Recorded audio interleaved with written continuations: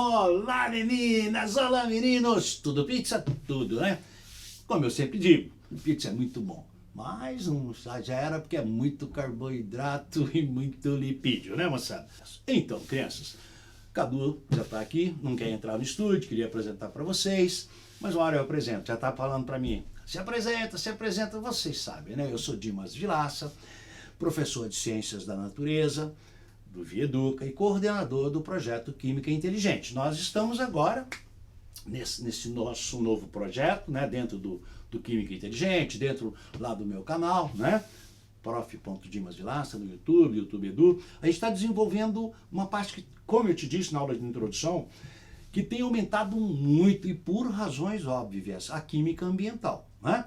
Nós fizemos uma divisão didática assim, bem didática mesmo, em 6 tópicos para procurar as questões com mais incidência. Nós já vimos aquecimento global.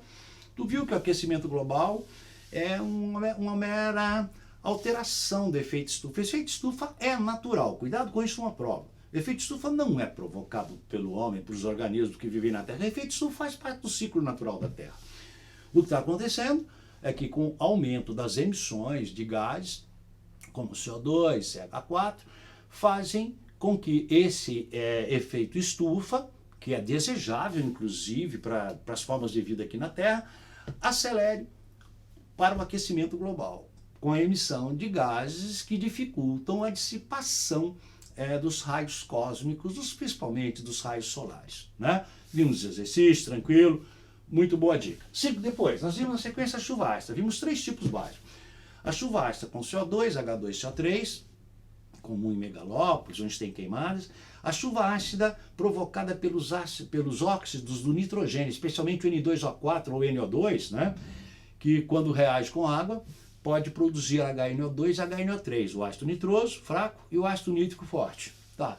E vimos a mais temerosa, eu acho, na minha visão, a chuva ácida com os óxidos do enxofre, o SO2 e o SO3, S2O4, S2O6, simplificando para SO3.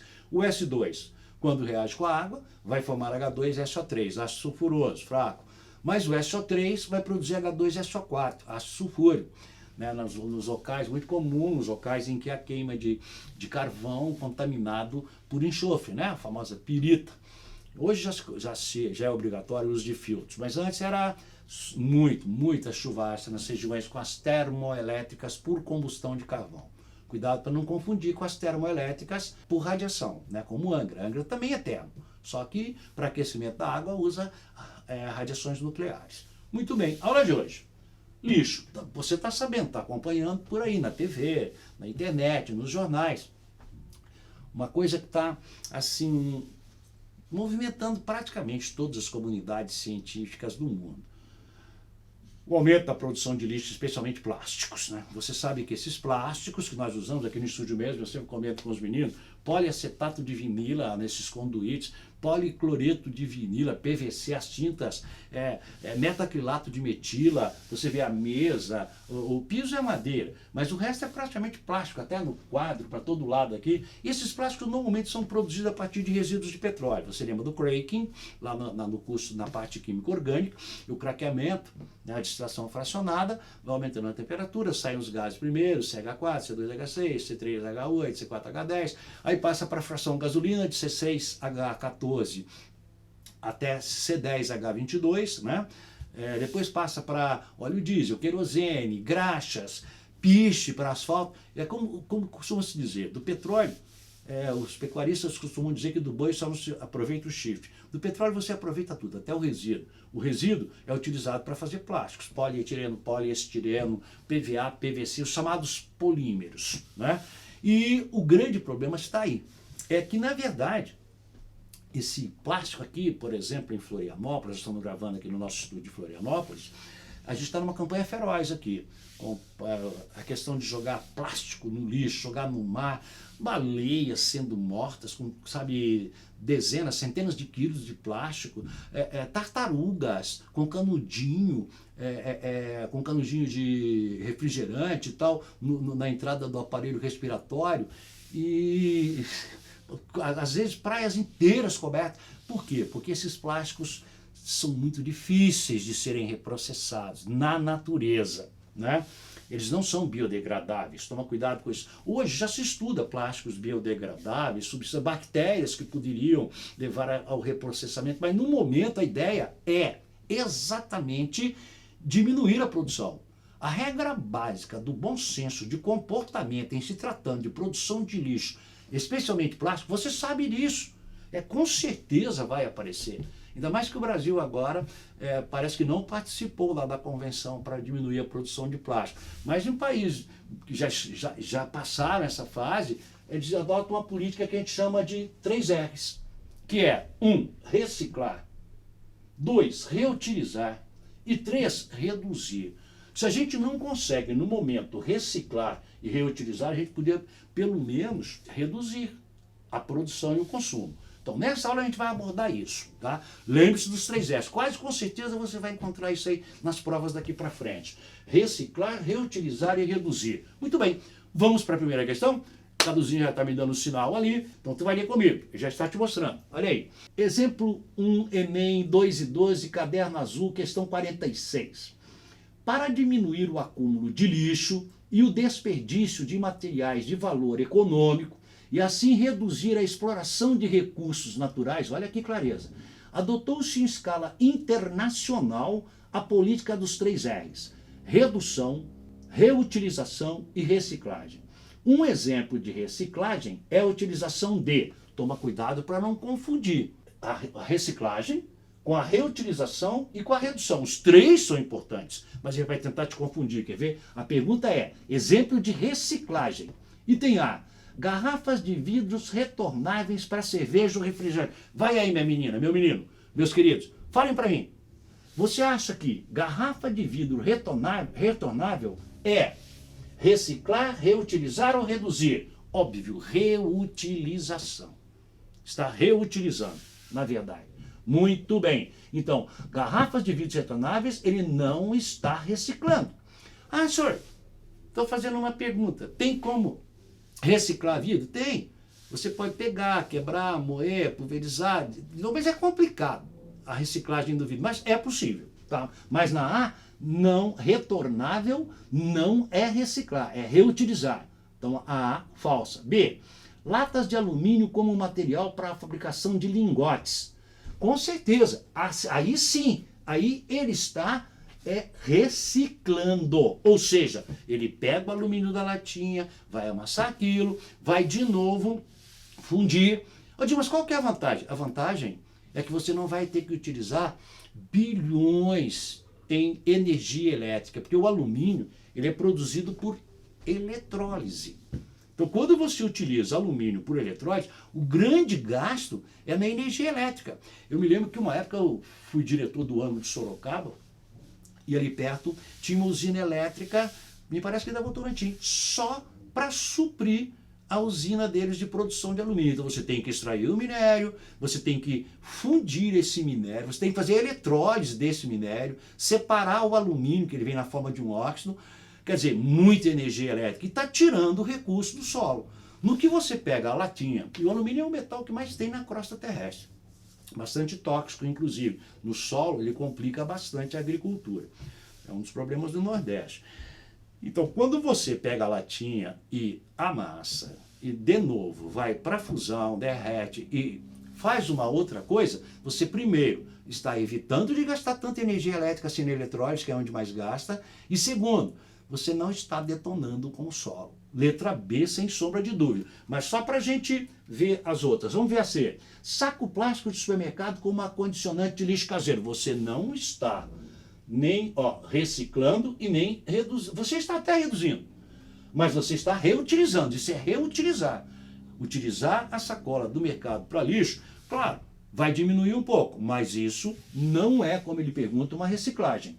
D. Embalagens plásticas vazias e limpas para acondicionar outros alimentos. A mesmo comentário da C. D. Garrafas de PET, né, dos poliestirenos aí, recortadas em tiras para a fabricação de cerdas de vassoura. Você está reutilizando. Você não está reciclando o plástico. Tranquilo? Então cravamos na letra B, que é a única das 5 que realmente é uma reciclagem. Simplesinha, mas bonitinha, né? Tá, muito bem. Agora vamos para a próxima questão. O Cadu está mostrando para vocês, exemplo 2, Enem 2 e 10, azul. Está vendo como aparecer em todos os anos apareceram essas questões do Enem? Eu acho que daqui para frente vão aparecer mais ainda, pela conscientização, né? Enem 2 e 10. O lixão que recebe 130 toneladas, meu Deus, de lixo e contamina a região com seu chorume líquido, quer dizer, com seu chorume. Chorume é um líquido derivado da decomposição dos compostos orgânicos. É um lixo que escorre das regiões onde se acumula o lixo a céu aberto. Cuidado que o lixão é a céu aberto. Tá. Foi recuperado, transformando-se em um aterro sanitário, olha a diferença, controlado, mudando a qualidade de vida e a paisagem e proporcionando condições dignas de trabalho para os que dele subsistiam. Quais procedimentos técnicos tornam o aterro sanitário mais vantajoso que o lixão em relação às problemáticas abordadas no texto? Beleza, simples também, mas muito eficiente. Olha, o lixo está acumulado a céu aberto. Primeiro, você tem riscos de doenças, animais que podem ali e começam a propagação de zoonoses, doenças propagadas, né, transmitidas por animais, né, naquele local. Com isso, pode inclusive contaminação de nascentes, e doenças, cortes e outra, né? Os gases produzidos ali, CO2, CH4, né? Bom, o aterro você vai tomar medidas técnicas. Vai num local adequado, vai cavar, vai botar um impermeabilizante no solo. Ah, pessoal, mas vai ter que usar plástico. Sim, mas aquele plástico que vai utilizar ali vai ser utilizado por muito tempo. Não vai ser descartado. Além disso, no aterro sanitário, você pode ter, se for bem feitinho, a produção de gás, como o metano, por exemplo, que é produzido, pode ser coletado. Você aterra, cobre e deixa passagens para o gás produzido, que pode ser utilizado como fonte de energia. Então, além de evitar doença, não contaminar lençóis freáticos, não propagar doenças, você ainda pode utilizar o gás produzido como metano para produção, para geração de energia. Então, muito cuidado com o que eu te disse. A diferença do aterro para o lixão. O lixão está a céu aberto. Propagação de doenças, contaminação de lençol freático, né? E entre outras coisas. Muito bem, então vamos ver o texto dele? Vamos lá. Ele diz, quais procedimentos técnicos, Cadu está te mostrando, tornam o aterro sanitário mais vantajoso que o lixão em relação às problemáticas abordadas no texto? O lixo é recolhido e incinerado pela combustão a altas temperaturas. Isso seria o desejável. Incinerar é um destino que deve ser prioritário para lixos mais contaminados, como lixos hospitalares, percebeu? Mas incinerar toda, me parece também, eu andei lendo uns papers esse dia, o pessoal do Paraná está começando a produzir energia, assim, sistematicamente, a partir da incineração de lixo, tá? É um experimento novo, mas não é isso que fala o texto. Mas seria uma alternativa boa. O lixo é recolhido e incinerado. Mas isso não é um aterro sanitário. Isso é um incinerador. Tá? Letra B. O lixo hospitalar é separado para ser enterrado e sobre ele colocado a cal virgem. Não, o lixo hospitalar ele deve ser incinerado. Porque ele está quase com certeza contaminado. Então não tem muito a ver. Letra C. Na letra C, o lixo orgânico e inorgânico é encoberto. Perfeito. É a primeira diferença do lixão para o aterro sanitário. E o chorume, quer dizer, aquele líquido que escorre da decomposição dos materiais orgânicos, principalmente, olha só, canalizado para ser tratado e neutralizado. Perfeito, perfeito. Letra C. Talvez, assim, do ponto de vista imediato, é a maior vantagem do aterro sobre o lixão. É evitar a contaminação de lençóis freáticos. Letra C. Mas vamos ver as outras por desencargo de consciência. Cadu está mostrando de novo. O lixo orgânico é completamente separado do inorgânico, evitando a formação de chorume. Olha aí. Isso seria o ideal, né? A coleta seletiva.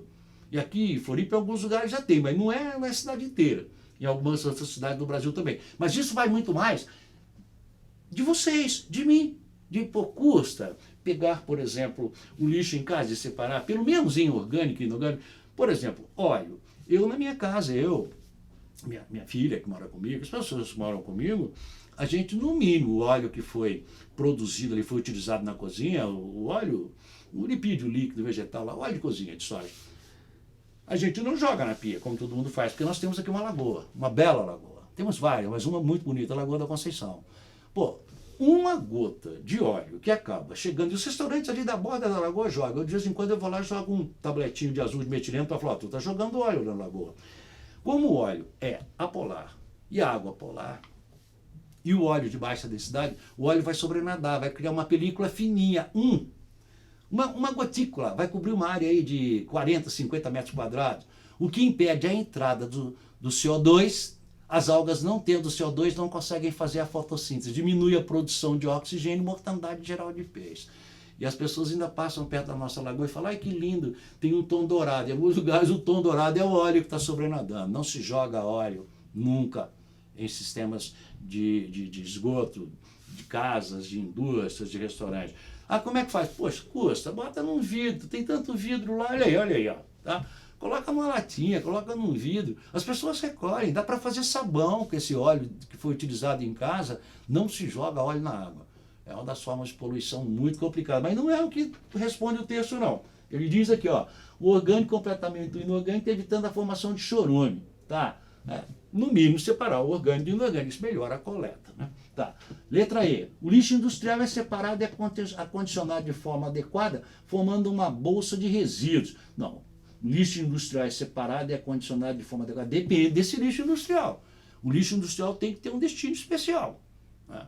O próprio gestor da indústria lá que produz esse lixo, ele deve dar um destino adequado para ele, deve dar um tratamento. Hoje já se faz. Então, com certeza, cravamos na C, uma questão muito legal. O orgânico e o inorgânico é encoberto, porque ele perguntou a diferença. Ele só perguntou isso, a diferença do lixão para o aterro sanitário. Então, meninos, nas próximas aulas, a gente vai agora pegar a camada de O3, diminuição da camada de O3 também, já esteve muito em moda, está voltando, né?